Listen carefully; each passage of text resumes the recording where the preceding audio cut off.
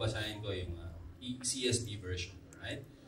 Let's all read this together in 3, 2, 1. Remember the earlier days when after you had been enlightened,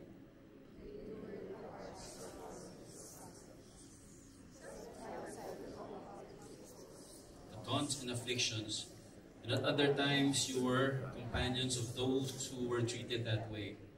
For you sympathize with the prisoners and accept with joy the confiscation of your possessions, because you know that you yourselves have a better and enduring possession. So don't throw away your confidence, which has great reward. For you need endurance, so that after you have done God's will, you may receive what was promised. For yet in a very little while, the coming one will come and not delay. But my righteous one will live by faith. And if he draws back, I have no pleasure in him. But we are not those who draw back and are destroyed, but those who have faith and are saved. Tayo manalangin. Panginoon, thank you for your word. Salamat sa iyong salita na buhay na kayang mangusap sa amin today. And God, we just open our hearts to you and our minds. Lord, Holy Spirit, help us. Remove any anxious thoughts today so that we can hear your word and we can really embrace your word. We love you, Lord God. You are our Lord, you are our King. You have the right to speak to us, Lord, and transform our thoughts and our hearts. We love you. May you be honored in everything we're going to do today, God. In Jesus' name we pray. Everybody say, Amen, amen, amen. We all sit down. What is your most valued material possession? Para sa inyo, material possession, ha? Ano ang pinakamahalaga sa inyong material possession? Iba sa inyo, gadget, no? Talagang kahit saan ka pumunta, dala mo yung cellphone mo, no? Kahit sa pagtulog, anong ginagawa mo, hindi mo mabitawan yung cellphone mo, which is important kasi yun, di ba? Lalo na ngayon, ang meetings nagagawa online na lang. Iba sa inyo, motor. No? Ako, honestly, talagang yung motor ko, isa sa mga valued possession ko yun. No? PERT, no? PERT, no? Nandamay pa no? O, iba sa inyo, ano ba sa inyo? Iba sa inyo, Rolls Royce, no? Iba sa inyo, payong. Oh, iba sa inyo, simple lang, payong lang, di ba? But seriously, minsan ang sarap magturo no? Minsan masarap magturo na ito siya, grabe ginawa niya. Pero really, seriously, that shows us the condition of man's heart. Na lahat tayo ay meron nun. Okay? It's so easy to point, but really, meron tayong level of greed bawat isa sa atin sa puso natin. And instead of, having that, mind of a self-righteous person, let fear of the Lord enter our hearts na, Lord, pwedeng ako yun eh. Pwedeng ako yung taong yun. Because I also have that issue in my heart. Lahat kami sinful people. Let that lead you to pray. Lord, I pray na kung paano kita nakilala, makilala ka rin yan. Makilala ka rin ng couple na yun. Kaya this. Makilala ka nila. Seriously, right? As Christians, we should respond that way. Initial mo is, grabe, pero ganyan din ako, Lord eh. Ibang paraan lang, ibang level lang. Pero I'm not spared from that. I don't want to be proud and arrogant. I want to have the fear of God in my heart and pray for those people. Affecting me. Amen? Okay ba yun? O balik tayo sa Hermes. Hindi ko alam yung Hermes eh. Hindi ko alam yung Hermes the Frog lang kilala ko eh. O Hermes the Frog. Hindi niyo na rin kilala si Hermes the Frog. Kilala niya si Kermit the Frog, no? Iba-iba. Eh, iba sa atin, mahilig mo doon ng live selling. Uy, yung mga tumawa, alam na natin, di ba? Alam niyo ba yung live selling, demonic yun? Hindi niyo alam? Demonic yun. Ayaw niyo nang umamin yun, sino nagla-live selling dito? Demonic yun. Ano ba demonic yun? Di mo naman bibilhin, pinapanood mo pa. Huwag mo nang panoorin. Oo, demonic yun. Oh, yeah, oo. Oh. Hindi lang demonic yun, evil yun. Evil yun. Evil mo na lang na mas kapanginap-kinabang kaysa ano pa. Evil yun, oo. Kung ako sa'yo, dasal ka na lang. Dasal ka na lang. So, okay pa yun, dasal. Kami adasal, baliktarin mo lang yung adasal. Magigets mo rin yun. Kung hindi mo nagigets ngayon, PM mo ako later. Sabihin ko sa'yo ano yung adasal. Okay? Ayaw mo ng Shopee, may Shopee yun, no? May Shopee yung ano, Back to the preaching, back to the spirit tayo. How we take care, tayong baon, how we take care of our possession is dependent on its value. Ano ba yun? How we take care of our possession. That possession is dependent on its value. Pero let me say this today. Value is not always determined by the price, but by what it represents. Right or wrong? Sino sa inyo? Tama. Pastor Jam. Value is not always determined by the price, but by what it represents. Sino sa inyo? Yeah, tama. Tama. No. Hindi ako nagpapa-exam. Okay lang. Walang failing grade. Alright? Sino sa inyo? Yes. Yes. Sino sa inyo nasa kabilang banda? Hindi. Okay lang. Sige lang. Sino sa inyo? Hindi. Price kasi talaga. Kunyari, 52 million yung sasakyan. Di, syempre, talaga yung value nun malaki. Sino sa inyo? Yes. Gusto nyo malaman yung sagot? Huwag ka matulog sa preaching. Malalaman mo yung sagot. Right? Sabihin ko pagkatapos. Alright? Ako, ang pinaka-valued possession ko, itong singising ko. Itong wedding ring ko. Okay na. Tapos na yung preaching. Akin ito. Ito talaga ang pinaka-prized possession para sa akin. Ito ang pinaka-mahalaga sa akin. Hindi ko ito tinatanggal. Sinasabi ng asawa, ba't di mo tanggalin? Naghuhugas ka na ng plato. Okay lang kahit may minudo dyan. Okay lang yan. Okay lang sa akin, hindi ko hinuhubad to, hindi ko tinatanggal to, kahit kailan, kahit anong oras, kahit anong panahon, except, ngayon, tinanggal ko, hindi, except pag nagpa-basketball ako. Kasi pwede siyang matanggal, pwedeng mawala, diba? Pwedeng maka-injure sa daliri ko pag nasundot yun, kasi meron akong classmate nung high school, Pastor Mike, dumunk siya, mababa lang yung ring, sumabit yung singsing niya dun sa sabitan ng net. Natanggal yung balat ng buong palasingsingan niya. Okay, yun yung preaching natin today. Let's go home, Lord. So, talagang bro, ganun pala yun. Ang ginawa, the whole 6 months of school year namin natitira. Yung klase namin ni Jojo. Tama, klase namin. Inasok dito sa, ganun pala yun, papatubuin yung laman ulit dito sa, so nakapasok dito ng ilang months yung kamay niya. So, ganun, ba't tayo napunta ron? Sing-sing, okay. Or swimming, tinatanggal ko yan. Kasi syempre, pag nawala, pero hindi ko ito tinatanggal because this is very, very important to me and I won't exchange it for anything else. Kunyari, dumating yung point, kailangan ko ibenta yung scooter ko ba o ito? Siyempre, yung scooter, diba? Yung scooter, diba? Ba naman yung scooter, diba? Hypothetical lang naman, bro. So, okay lang. Diba? Hindi ko siya pagpapalit sa scooter ko. Okay? Why? Because this represents my marriage to my wife. This represents my love for her. This represents my loyalty to her, my faithfulness to her by God's grace. Ito yun, kaya wala siyang katumbas na halaga. It represents our covenant with God. Yun ang pinaka-importante sa lahat. It represents that I am answerable to God kung paano ko aalagaan at mamahalin ang asawa ko at pamilya ko. Kaya wala itong katumbas na presyo. If dumating man kami sa financial challenge ng aking asawa, hindi ko ito isasanla, hindi ko ito ibibenta. Ganun ito ka-importante sa akin. And itong sising na to actually, wala pa yata ito. Wala pang 4,000 itong sising na to. Wala ako halos ginastos dito because nag-propose ako sa wife ko 60 pesos lang naman ang wallet ko eh. Wala talaga ako nun. But God gave me the wisdom. Lord gave me the wisdom. I want to give a ring to my future wife. Naalala ko, nagbabanda kasi ako nun, Pastor Mike. Tayo, di ba? Si Pastor Mike, maraming hikaw yan. Nagbabanda yan. Ako rin, marami akong gano'n. Nagturo pa eh. No? Dalawa pa yan. Dalawa yung butas ng tenga ko eh. So God gave me wisdom. You know, Jam, hindi ka na nagbabanda. Marami kang nakastock doon ng mga hikaw, hindi mo ginagamit. And yung hikaw na yung bigay lang ng cousin ko yun. Wala rin akong ginastos doon. Sabi niya, hindi ko na ginagamit to. So ikaw na gumamit. So okay, naalala mo yun. Yung hikaw ko, pang babae. Nung nagbabanda tayo. Babae yung pinsan ko kasi.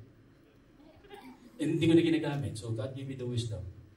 Pinatunaw ko yung hikaw ko. Kay John Webb, sa jeweler natin, ginawa niyang sisig. So imagine, hindi ako gumastos, binigyan lang ako Lord ng wisdom, yung suot ng wife ko ng wedding ring niya, ikaw ko din dati yan. In fact, wala akong ginastos, pero yung halaga niya napakalalim. Because it represents something. Yun yung sinabi ko sa inyo kanina. Love ko for my wife and covenant namin with God.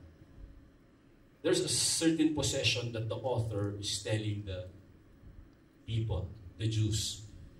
A certain kind of possession na nire-remind din sila ng author na to. Makikita natin yun sa verse 32. So remember, sabi niya, remember the earlier days when after you had been enlightened, you endured a hard struggle with sufferings. You've been hearing this all over again. Si Pastor Mike, the best na pinreach na they were going through a tough time here. Persecution, they were oppressed because of their faith in the Lord Jesus Christ. Ang dami lang pinagdadaanan dito. They're on the brink of letting go and just turning away from the Lord. Kaya sinasabi ng author, remember, nung na-enlighten kayo. Enlightened means when they encounter the truth of God's Word, the truth of God, talagang nagbago sila. It was like a light shining in their hearts and in their minds. Nagbago talaga yung buhay nila. Sino sa inyo, nangyari sa inyo yun? Nangyari ba sa inyo yun? Yeah. Ayaw nangyari sa inyo kasi wala ka rito kung di nangyari sa iyo yun. Eh, si Paul, when he was ravaging havoc sa mga believers nun, si Saul pa siya nun, diba? When he was on his way to Damascus, na-encounter niya si Jesus Christ, diba? A bright light shone upon him, nabulag siya. And then after that, he was transformed from being a persecutor, naging preacher siya. Diba? Yung woman at the well, naalala niyo, yung Samaritan woman, sa niya na-encounter si Jesus sa balon, Jacob's well. Umiigib lang siya, dumating si Jesus, humingi ng tubig. And then, after that, umuwi siya sa kanila, pinreach niya yung gospel. Maraming church ang na-plant doon sa area na yun dahil sa kanya. Until today, naka-historical record yun. How about you? Do you still remember your Damascus moment? Your Jacob's well moment? Naalala mo ba? Ako naalala ko yun sa akin. I hope huwag mo kalimutan yun. I hope naalala mo yun. Right? Kung nasan ka man, ano man ang ginagawa mo nun, always treasure that moment. Yun ang ground zero natin in the faith. Sometimes, pagka-Kristyano ka na, ang dami ng mga complexities, ang dami ng mga nangyayari, you always go back where you first heard. The name of the Lord, and He will enlighten you. Tatandaan mo yun palagi. Naalala mo pa ba? Ako, ang Jacob's well ko sa bar. Ilagay mo. Totoo yun. Somebody went to the bar and preached the gospel to me. And to Guy. Ganun din. Si Pastor Mike, ganun din. Yun ang aming Jacob's well. Madilim. Maraming alak sa paligid. Ang daming mga patay sinding ilaw. Ibig sabihin, kahit saan ka pa, kaya kang abutin ng ilaw ni Lord. Amen? Palakpakan natin ang Panginoon. It was their turning point. But it wasn't just their turning point. It was also the start of their suffering. Nung na-enlighten sila. Kasi dati wala naman silang standard, wala namang conviction eh. But when they encountered the truth of God's Word, biglang nagkaroon na sila ng conviction. Suddenly, hindi na sila nakikiayon sa mga worldly ways. Paano? Sinabi sa verse 33, sometimes you were publicly exposed to taunts and afflictions. Yun na yung result ng kanilang enlightenment kay Lord. And at other times, you were companions of those who were treated that way. Okay, napunta ka sa spiritual family, lahat kayo tinuton. Okay? Isa pa doon, na-reject sila ng pamilya nila. Okay? Hindi lang sila sa labas nare-reject. Even sa loob ng kanilang pamilya, nare-reject sila. Because, again, their background is Judaism. They don't believe that Jesus is God. They had to suffer because they were Christians. Naranasan nyo na ba yun? You had to suffer because you're a Christian? Hindi man siguro sintindi ng mga pinagdadaanan nila, pero in some ways naranasan natin yun. Ako, naranasan ko yun. When I got born again, yung closest friends ko, mga kabanda ko, meron ba dito? Wala naman, no? Hindi naman to online.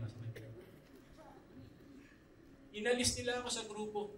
Wala pang mga lead the group nun, hindi pa high-tech nun eh. Pero hindi nila ako sinasama sa mga lakad, sa mga gimmick, kasi sinasabi nila, si Jam, boring na kasama yan. KJ yan eh. Kuya Jam, KJ. So, hindi nila ako sinasama.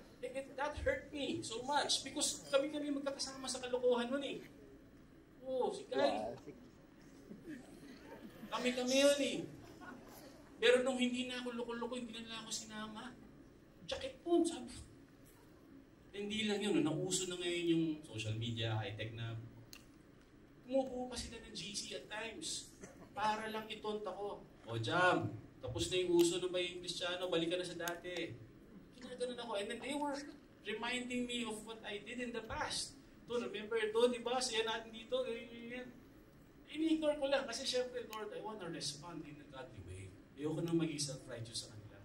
And then one time this happened.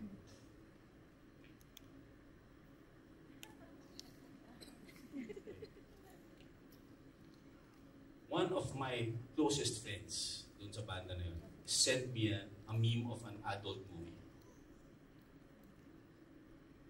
That was it. Pero I had to breathe and ask God, Lord, hindi na to biro, hindi na to tama. What can I do in a godly way, in a Christian-like way, to deal with my friend? And then God gave me the wisdom. Piniem ko na siya, hindi ko na sa group nilagay. Sabi ko, Guy,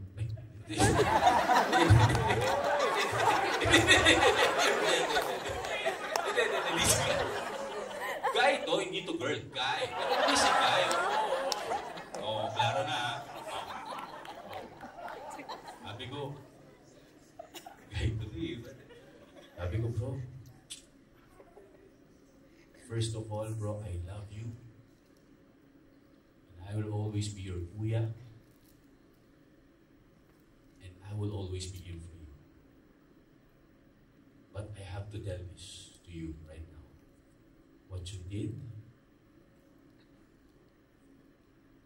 is not right. Noong single ako, at kung ako lang kaya ko, can you just imagine if my daughter will open this GC and my daughter will see it? How will I restore my daughter? And how will I process my daughter if daughter ko makakita yan? Tell me. But again, I love you. I'm still your friend. I'm still your brother. And nothing will change on how I see you.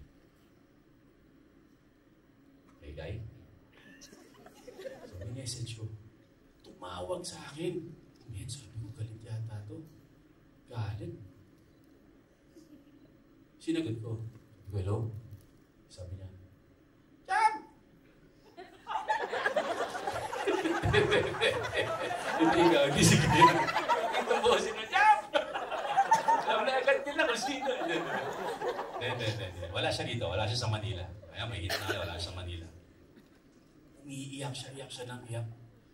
Sabi niya, bro, patawarin mo ako sa ginawa ko. Hindi ko na-realize yun. Iyak siya ng iyak. Sabi niya, I repent, bro. Sorry. And then, naiyakan kami. And to cut it short, ever since that time, every time I speak about Jesus, open na siya. Every time I talk about Jesus, hindi niya na ako inaasar. I thank God that He gave me the wisdom. Kung nag-react siguro ako ng kakaiba, hindi siya ganun ngayon tatratuhin ako. But I believe, by the grace of God, He felt the love of Jesus on how I responded. Na kahit gano'n tayo magkamali, pagmamahal natin sa atin ng Panginoon will stay the same. Yes, He is just, He is God, but He's loving, He can restore people. And kinasal siya, nagpakasal siya, and I think Christian wedding yung kanyang wedding.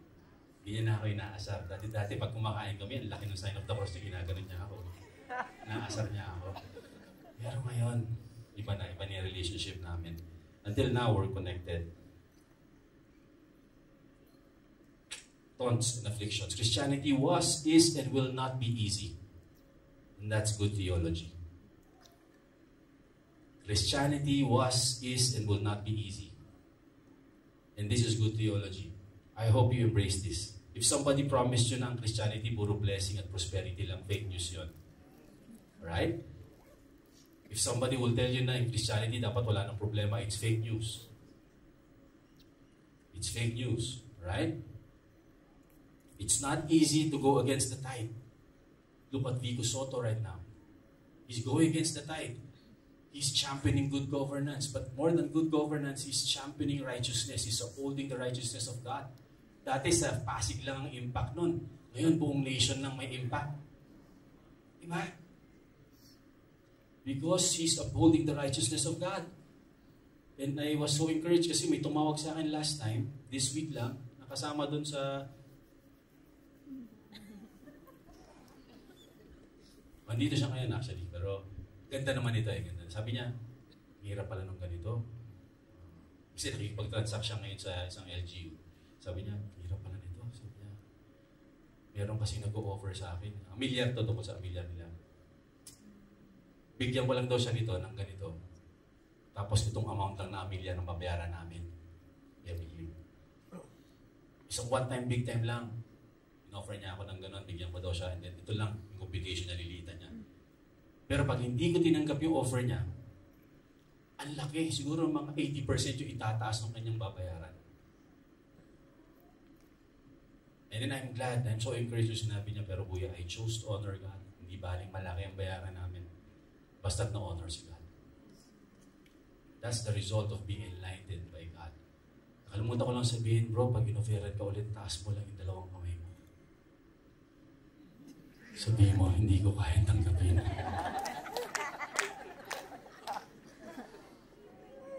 Yung mga bata, hindi nila alam yung Gen Z. Hindi nila alam yung gano'n, no? Hindi ko kayang tanggapin. I'm so encouraged nung nakausap ko siya. Christianity was, is, and will not be easy. That this is good. This confronts the idol of comfort and convenience. Directly. Oh. Because comfort and convenience can be an idols. Comfort can be an idol, convenience can be an idol, especially in the age of IoT. May IoT. Internet of Things. Diba? Internet of Things na tayo ngayon eh. Pwede mo rin sabihin instant of things yun. Instant na lahat. Diba? Halos. May advantage yun. Kasi ngayon, ang dali na mag-aral. Tama? Dati kung mag-masters ka, kailangan on-site ka palagi, di ba? Ngayon, pwede ka na mag-masters online. US pa. Masa-certify ka. Ang dali na. Sobrang convenient na. Dati, para makita ko yung Apollo 11, aakit ako dun sa tukador ng lolo ko. Tapos, encyclopedia niya, A to ano yun eh. Hahanapin mo yun. A, Apollo. So, letter A. Dami nun eh. Alam mo ba yun? Teacher Richard, no? Ganun yun dati, di ba? Buha ka. And then, parang Bible yun. Bubuksan mo yun. Parang dictionary. A, B, Apollo 13. Ma-research ko lang si Neil Armstrong. Ganun kahirap nun. Ngayon, click ka lang. Oh, ayan na. Mamimili ka pa. Gusto mo fake news? Right news? Dami. Dali na mag-aral ngayon. Pagkain, di ba? Dali na umorder. Di ba? Minsan galit ka pa kapag na-late lang ng konti. Di ba? Dali na kumain ngayon. Minsan iba-iba yung order. May Jollibee, may McDo, may Bonchon. So, minsan 3 riders yung darating. Nangyayari ba sa inyo yun? Sa amin, hindi nangyayari yun. Yung Jollibee, tapos isa gusto McDo, tapos isa Bonchon. 3 riders yun. Oh. Hindi nangyayari sa amin yun. Sa inyo, nangyayari ba yan? Grabe, nangyayari sa inyo yun. Ba't ganun sa inyo? Ang dali na ngayon mag-transact sa bangko. Diba? You can move your money from one bank to another. Dali na magbayad yung Lazada, Shopee mo. Kahit wala ka sa bahay, pwede na. Diba? Ang dali na. Ang dali, yung kotse ngayon, kaya na mag-park mag-isa, may autopilot na. Internet of Things. Pero may disadvantage din siya. Ang disadvantage niya ay convenience has become an idol. Minsan ayaw na natin mahirapan. Although dati naman nangyayari, wala pang internet. Pero na-enhance siya lalo. Dahil ang dali na ng mga bagay-bagay eh. Minsan ayaw mo na pumila. Sanay ka na hindi ka pumipila. Online, down yung bank mo. Pipila ka ngayon sa banko. Hindi ka na makapila ngayon. Natamad ka na. Diba? Minsan walang online yung government office, pipila ka doon. So sometimes yung iba nauwi sa fixer. Para bumilis na lang. Because of the idol of convenience. Yung iba minsan, easy money. Ayaw mo nang mahirapan. Eh minsan nalalaglag ang iba sa corruption kasi ayaw kong mahirapan, ayaw kong mag-work hard. Nauwi sa ghost project. Easy money. Nung na-born again, Holy Ghost project nilang ginagawa. Okay? At least naging Kristiyano. Pero may ghost project pa din. Convenience. Ayaw magpanat ng buto. Minsan, ako naranasan ko yun. Wala pang internet nun, pero nahirapan ako sa school. Nag-drop na ako. I didn't finish it. Until I got born again, nakita ko yung value nun. Binalikan ko yung school ko. By the grace of God, natapos ko siya. So, sa work, ganun din. Ayaw mahirapan. Kaya, konting resign. Pasok ulit. Pag masaya, okay. Pag nahirapan, resign. Pagka hanap ulit, masaya, nahirap ulit, resign. Kaya makikita mo, 100 pages ni resume. Sa dami yung lalipatan. The idol of comfort and convenience. Sometimes sa friendship, ako,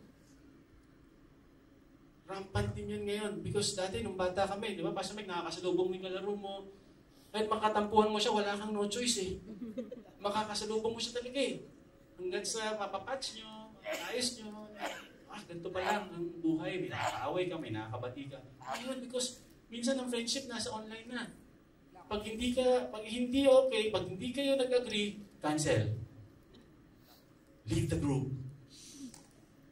Diba? Block. Oo. Block. Minsan sa friendship na apply natin, pag nahihirapan, ayoko na. Yan ang barkada ko. Wala kang ma-establish ng malalalim na relationships. Minsan sa marriage, nangyayari yun. I-record breaker, di ba? Yun, couple yun na kakasal lang nila, tapos 6 hours after, nag-iwalay. Oh, dito sa atin yun. Alam niya? Huwag na, baka sabihin, showbiz pala si Pastor Jam. Dito yun sa atin. Alam niya? Eh? Narinig ko lang yung kay...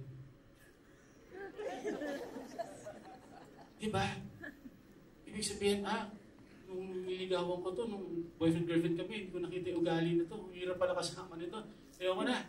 Iwalay na. Hindi nakamasakit sa lahat. Kasi sabi ng author dito, sometimes yung ayaw mong mahirapan, even yung relationship mo, pag nahirapan ka na, ayoko na, balik na lang ako sa dati. Yung sinasabi ng author dito. Although again, hindi natin masabi kung ano yung pinagdadaanan talaga lang tayo makaka-relate, yun pa talaga yung pinagdadaanan nila. Pero yun yung point dito. Sometimes, even sa relationship natin kay God, pag hindi na convenient, alis na lang ako. Balik na lang ako sa buhay ko dati. Mas okay pa nun. Walang sumisita sa akin. Walang pastor Mike na sumusunod sa akin nun. This is what the author was trying to point out. Ano yun, Pastor Jam? Yung suffering, yung highlight niya? No. He was highlighting their endurance when they faced that. The author reminded them of their endurance when they faced those sufferings. In verse 34, "For you sympathized with the prisoners and accepted with joy." Okay? With joy, inaccept nila yung confiscation ng kanilang possessions. Imagine, kino-confiscate gamit mo, kino-confiscate na, kinukuha na, kasama mo pa si Joy. Hey Joy, gusto ka? Because you know that you yourselves have a better, say better, enduring possession. What made them endure? Because what we have in Christ is real possession that will endure forever. This is the kind of possession that will endure forever. Walang ending. Right?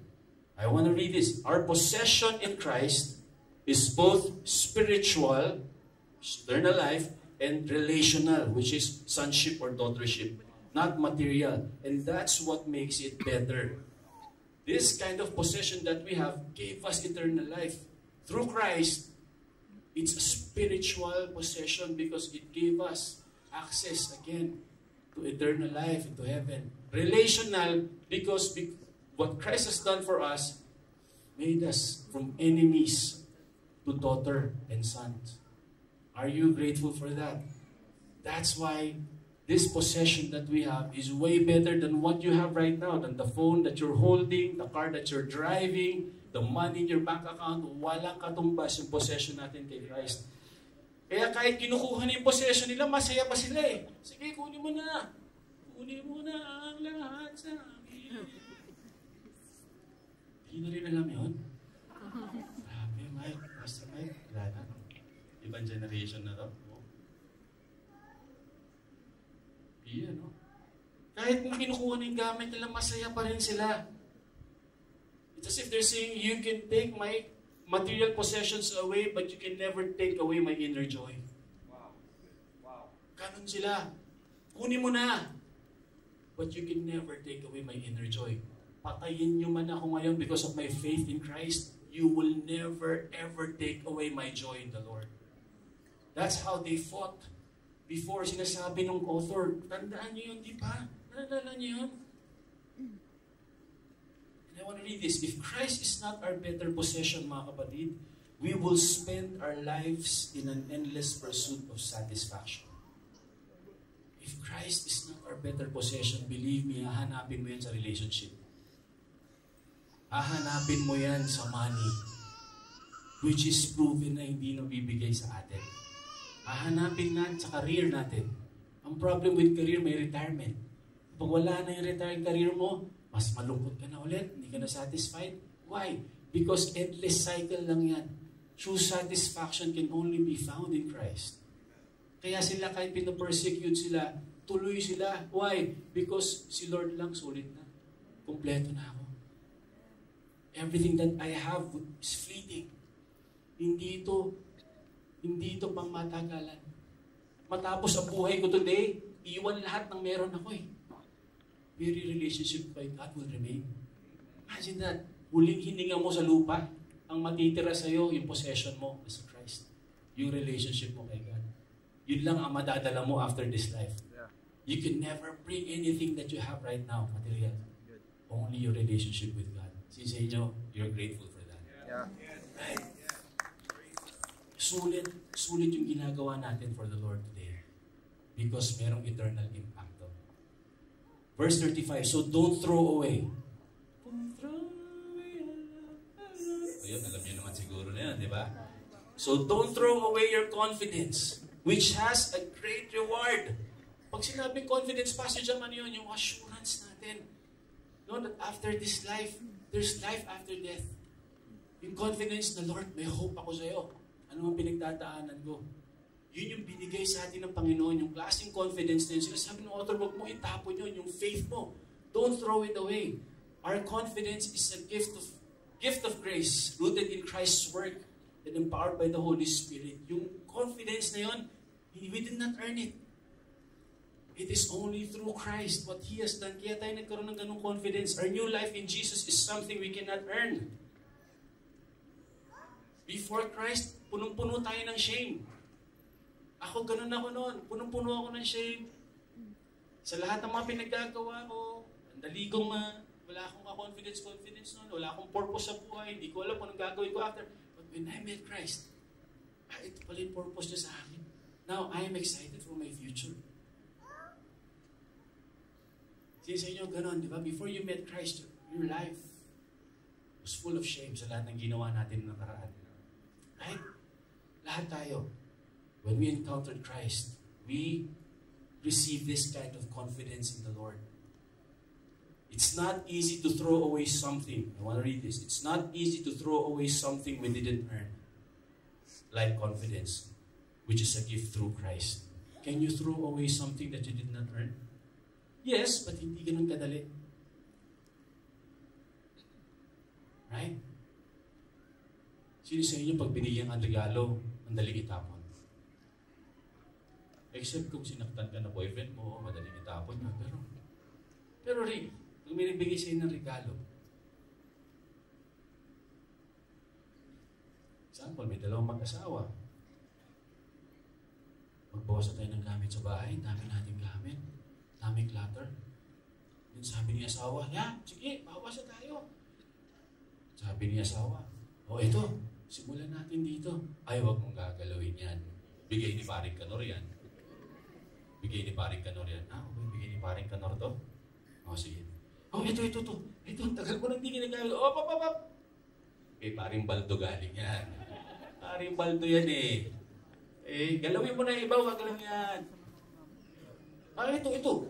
100 na to na piraso ng mga wedding souvenirs mga nakolekta mo sa inatendan mong kasal. Ang gagalawin yan. Nagninong at ninang tayo dyan eh. Pampaalala yan na talagang itong t-shirt na to, butas-butas na to Bigay ng mami ko yan noong 1975. Pumunta tapon niya, nas Fiesta Carnival kami yan, nung binigay niya. In the end, wala kayong tinapon. Why? Because of sentimental value. Yung sinasabi ng author dito. How can you throw away something that you did not earn? How can you throw away something na niregalo sa ni Lord? Which is yung confidence na yun. You get the point? Hindi madaling itapon yun. Yan sinasabi ng author dito, don't throw it away, parang awa mo na. Hindi ganon tonya. Ang tonya dito, don't throw it away. You know why? Mas malaki mawawala mo kung itapon mo yun. Yun ang tone ng author dito. If you throw that away, mas malaki mawawala sa'yo. If you turn away from the Lord, mas malaki mawawala sa'yo. Believe me, the last time I checked, 100% pa rin. 1,000% walang napabuti kay Lord nung bumitaw. As a pastor, kami ni Pastor Mike, as you as leaders, or kayo mismo, dalhin nyo sa akin ngayon, dilibre ko kayo sa Vikings. Kung merong isang taong napabuti nung bumitaw kay Lord, kahit isa lang. Pastor Jam, ito, grabe, bumitaw siya kay Lord, bumalik siya sa, okay. Magiging tao dito eh. Bumalik siya sa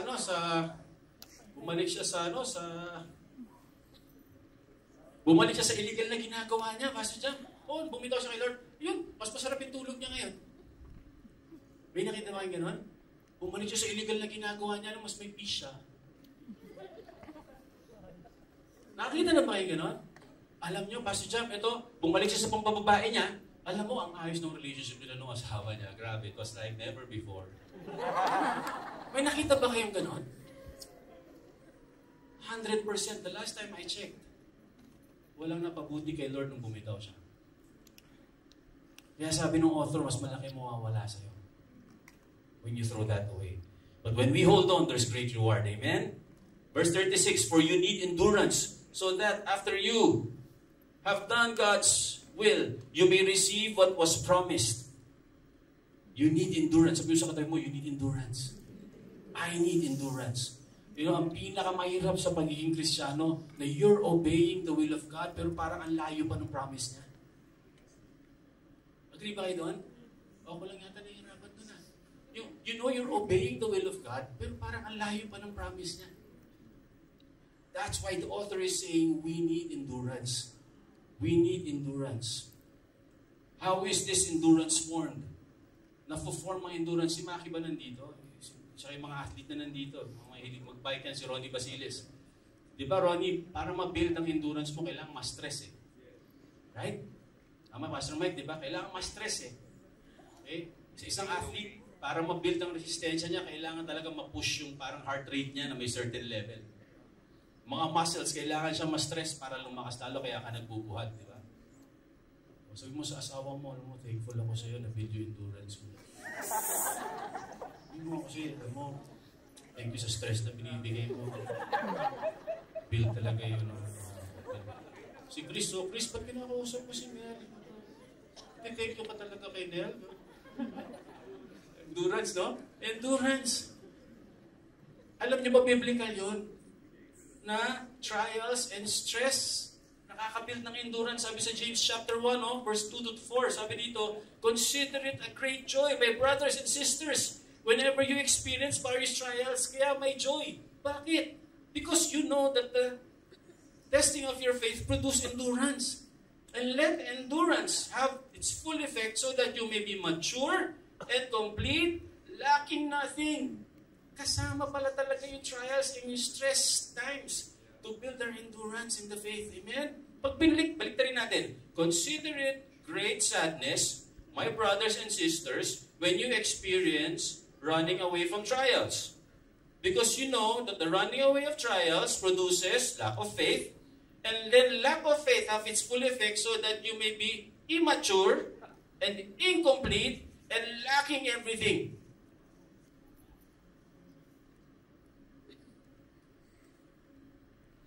Kaya sabi ng author, don't throw away. Don't run away. Harapin natin. Face it so you will gain endurance. Faithfulness to God, when the promise seems unfulfilled, is the measure of spiritual maturity. Faithfulness to God, when the promise seems unfulfilled, is the measure of spiritual maturity. The last time I checked also, 100%, lahat ng humarap sa problema at hindi tumakbo nag-mature. The last time I checked, accurate yun. And may nakita rin akong tumakbo away from the problem, 60 na immature pa rin. Because maturity is not about age. It's about facing the trials, knowing that God is with you. Amen? Mukha bang mature yung katabi mo? Tingnan mo. Tingnan mo. Mature ba? Mature mo ba? Verse 37 to 38. Ito na. Si Landis. Okay? For yet in a very little while, the coming one will come and not delay. But my righteous one will live by faith, say by faith. And if he draws back, I have no pleasure in him. This is from Habakkuk chapter 2 verse 4. Keynote dito nung author. Christ will come again. Do you believe that Christ will come again? Christ will come again and He will end all our struggles. Lahat na pinagdadaanan natin ngayon, sinasabi ng author, temporary lang yan. Christ will come again. He'll put an end to everything that we're going through, struggles that we're going through. I want to read this. What we have on earth is expiring, but what we have in Christ is enduring. What we have in this world, it's gonna end. Yung possession natin ng material, yung problema mo ngayon, you may have a health problem right now. Believe me, when Christ comes again, those sickness will be gone. Hindi forever ang financial problem. May hangganan yan. Pero yung riches mo in the Lord, it will be forever. It will be forever. That's why we are called to live by faith. Yung Vikings, biblical yan.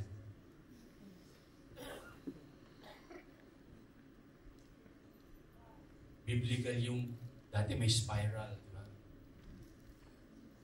The righteous will live by faith. Sabi dito, the righteous will live by faith. Yes yun ha? Talaga? By faith. We are not called to live in comfort and convenience. We are called to live by faith. If we are called to live by faith, meaning anything that can build our faith, we want to do it. If your Bible reading will build your faith, you're going to do it. If being in a spiritual family like this will build your faith, you're gonna do it. Kahit tinatamad ka minsan gumising ng 10:30, gagawin mo because you know it builds your faith when you worship together with your spiritual family. When you attend a small group, nare-remind ka of the Word of God and you have brothers and sisters praying for you. Anything that can build your faith, we want to do it. As Christians, we decide that way. Maraming mga pwedeng maghinder sa atin eh. Maraming, parang, minsan na mag-small group ako, parang ganda ng laban ngayon sa UAP eh. Lagi mong tanong, will this build my faith if I go to a small group? Yes. Okay, UAP ako. When you're a Christian, you decide like that. Anything that can build your faith, you will do it. Kahit tinatamad ka magbukas ng Bible mo. You will do it because kung yun ang magliligtas sa'yo para masira ang pamilya mo, bubuksan mo na yun. Right?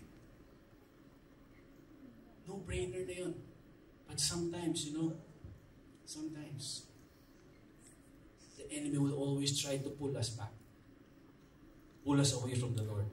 Hebrews 10:39, sabi dito, but we are not those who draw back. Hindi tayo ganon and are destroyed. But those who have faith and are saved, yun tayo. Amen? We will never draw back. Backsliding will not be part of our vocabulary. We will always push forward by the grace of God. This is a very confident conclusion.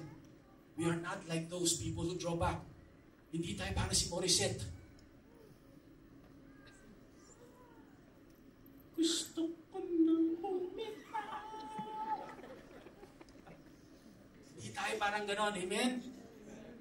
Boy, sorry Gordista ni Morissette to si Eboy. Eboy, kung sabihin sinabi ko yun.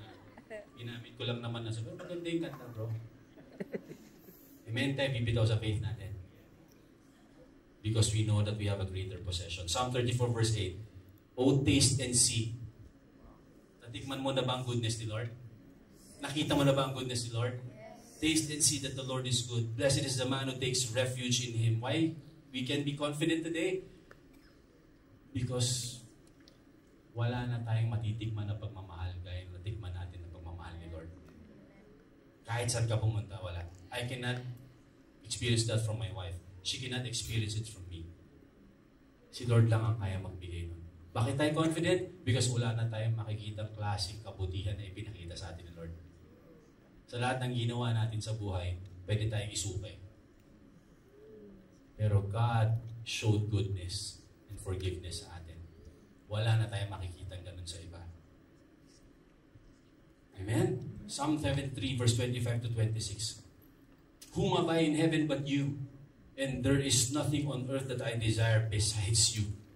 My flesh and my heart may fail, but God is the strength of my heart and my portion, my possession, my inheritance forever. Gusto ko basahin yung pag-uwi, yung buong Psalm 73. Ang ganda nito, one of my favorite Psalms to. Kasi ito, yung Psalm 73, it speaks about what's happening sa atin, sa daily life natin. Nainggit siya because sabi niya, binigay ko lahat ng buhay ko sa'yo, lahat ng puso ko binigay ko sa'yo, pero parang mas yumayaman yung mga wicked eh. Parang sila hindi nagkakasakit, parang sila mas masaya, samantalang ako, binigay ko lahat. Yung kamay ko, inosente to, lahat. And yet, ako'y nahihirapan. I am tormented every day. Andun yun, makikita mo yan, oh, parang ako to Parang tayo to. And then, the middle part, sabi doon, when he entered the sanctuary of God, when he started worshiping, now God enlightened his mind and his heart. Wow, nakita ko na yung difference ko, Lord, sa kanila. I saw who I am in you. And naparepent siya, patawarin mo ko, Panginoon, sa lahat ng ginawa ko. At nasabi ko, muntik na akong mag-slide. Pero God, your hand was always upon me. You're always holding me. And then he said this, I'm settling it in my heart right now, Lord. Mapalupa, mapalangit, ikaw lang ang gusto ko. You know, bumaba in heaven but you. Ikaw lang ang meron ako sa langit. Dito sa lupa habang nandito ko, ikaw lang din ang gusto ko. My flesh and my heart may fail. Panginoon, ang hirap na ng pinagdadaanan ko ngayon, ang hirap ng pagsubok ko, my flesh and my heart may fail, but God, you are my strength. You will always be my strength. You will always be my inheritance, my possession, forever. You are my portion. I am yours. You are mine, God. Amen? I want to go back to the ring. And sinabi ko sa inyo kayo na value is not always determined by the price, but by what it represents. Naalala niyo yung question ko kanina? Sino sa inyo nag-yes kayo doon kanina? Sino sa inyo nag-no kayo? Wala? My answer to this statement is the value of our possession in Christ is determined both by its price, which is His blood, and by what it represents, which is our salvation. It's both. The possession that we have in Christ is determined by its price. The currency that Christ used is His blood to buy you back from our past.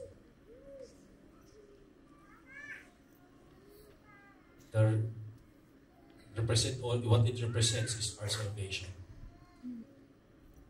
It's something that nobody can take away from you.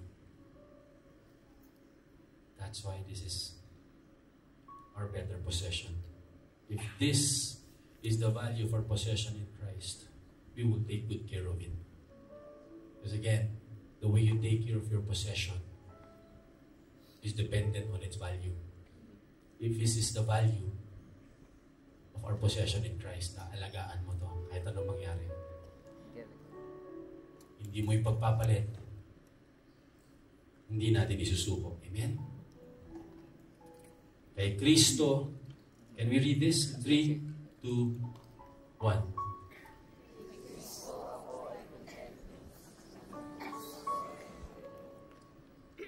Amen?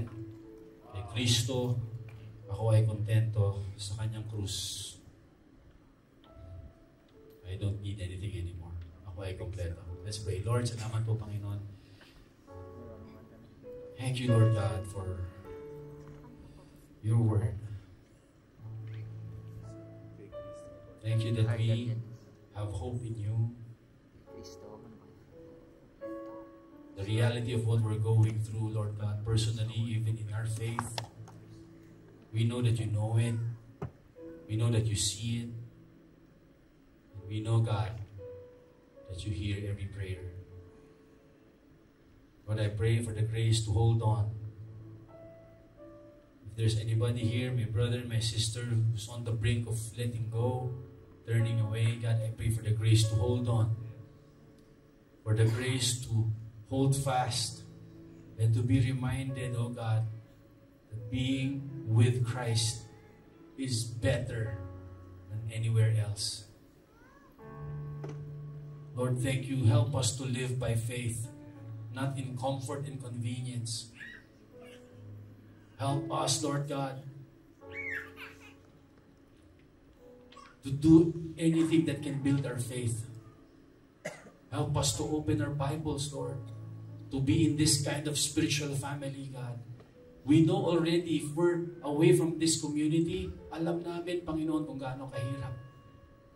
But when we're in a community like this, we hear faith, we hear hope, we see joy, we feel love. Help us to live by faith. Help us to grow our faith, Panginoon. Only by your grace that we can grow our faith, God. Lord, we have friends, we have family members who lost their way, who let go. God, I pray that they will find their way back. Lord, I pray that like how they encountered you for the first time, that you enlighten them again. Meron sa amin dito nagpipray para sa kanyang tatay, sa kanyang nanay, sa kanyang asawa na nawala kay Lord. I pray that they will find their way back.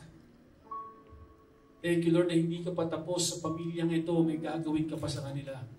Merong isang anak, isang magulang dito nagpipray na yung anak niya medyo naligaw ng landas. God, I pray that his or her child will find his way back to you. I pray, Lord, na ma-encounter ka niya, magkaroon siya ng Damascus moment, Lord, wherever he is. Thank you, Lord God.